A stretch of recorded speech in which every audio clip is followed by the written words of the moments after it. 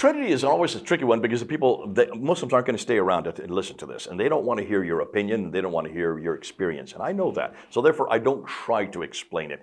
I put it right back in their laps. I said, look, you're a human animal. You're relational.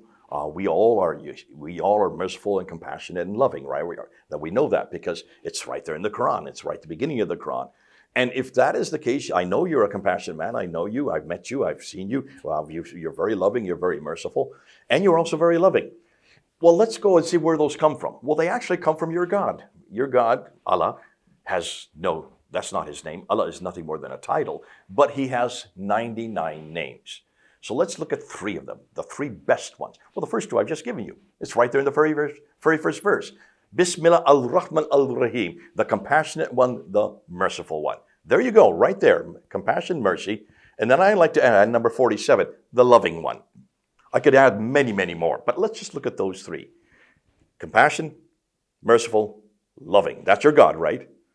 And these are his eternal names, because you don't just create names as you go. These have always been his names. So eternally he's been compassionate, merciful, and loving. But yet he's a monad. By definition, wouldn't you say that compassion, mercy, and loving require an object to your compassion? You need to have an object to your love. You need to have someone to love, right? So if he has always been loving, compassionate, and merciful, where was the object of his love before Adam and Eve were created? Bingo. You've got a problem. You cannot have a God who's a monad and have names that require relationship. By definition, there has to be a relationship there. Now, the Trinity solves that problem for me. My God has always been compassionate, has always been merciful, has always been loving. God the Father has always loved God the Son, who has always loved God the Holy Spirit. And in that relationship, that has always existed. So if I'm made in his image, as it says in Genesis 1, verse 26 and 27, I am compassionate, I am loving, I am merciful, because my God already was. And you are loving and merciful and compassionate. But where do you get it from? Not from Allah, who's just one, has no compassion, mercy, and loving, because he has never had it if he's just a monad.